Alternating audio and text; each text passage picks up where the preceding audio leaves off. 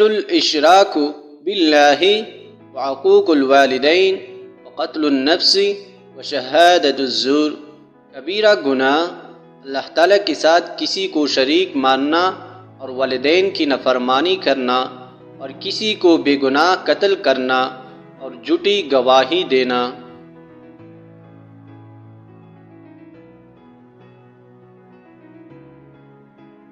طہور شطر الایمان، پاک رہنا آدھا ایمان ہے۔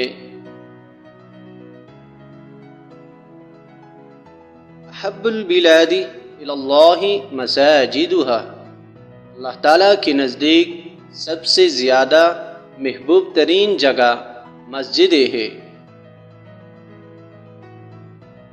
لا تتخذوا القبور مساجد، قبروں کو سجدگاہ نہ بناؤ۔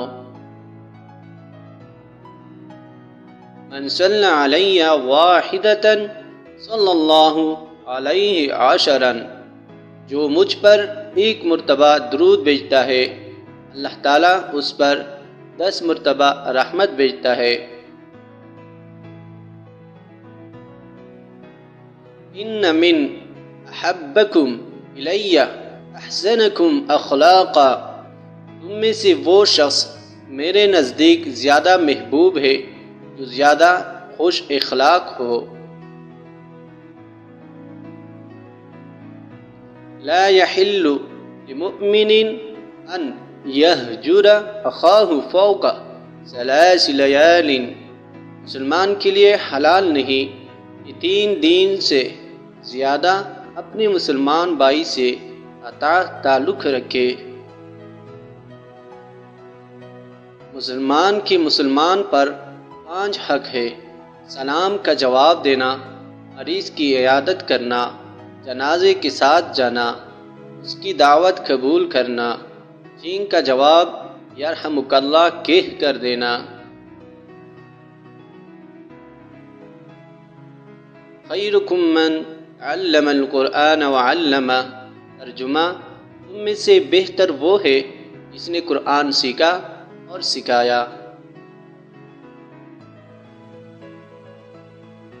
من صام رمضان وقامہ ایمانا واحتسابا غفر له ما تقدم من ذنبہ، جس نے ایمان کے ساتھ اور اجر کی نیت سے رمضان کے روزے رکھے اور اس کی راتوں میں قیام کیا، اس کے پچھلے گناہ معاف کر دیے جاتے ہیں۔ من برت قدمہ فی سبیل اللہ حرمہ اللہ علی النار، جس کی قدم اللہ کی راہ میں غبار آلود ہوئے اللہ نے اسے آگ پر حرام کر دیا۔ الحیاء شعبۃ من الایمان، حیا ایمان کی ایک شاخ ہے۔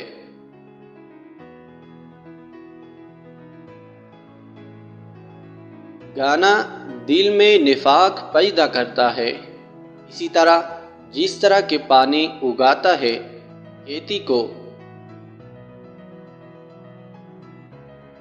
ترجمہ، منافق کی 3 بڑی نشانیاں ہیں: جب اس نے بات کی تو اس نے جھوٹ بولا، اور جب اس نے وعدہ کیا تو اس نے توڑ دیا، اور جب اس کے پاس امانت رکھی گئی تو اس نے خیانت کی۔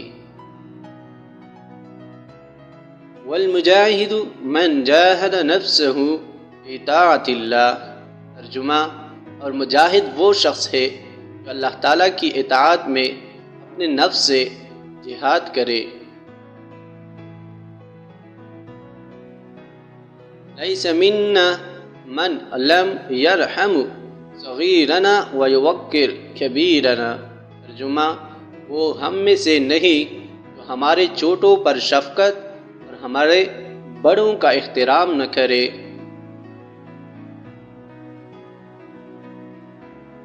من صلی علی مرۃ فتح اللہ لہ بابا من العافیہ، ترجمہ، جس نے مجھ پر ایک مرتبہ درود بھیجا اللہ تعالیٰ نے اس کے لیے عافیت کا دروازہ کھول دیا۔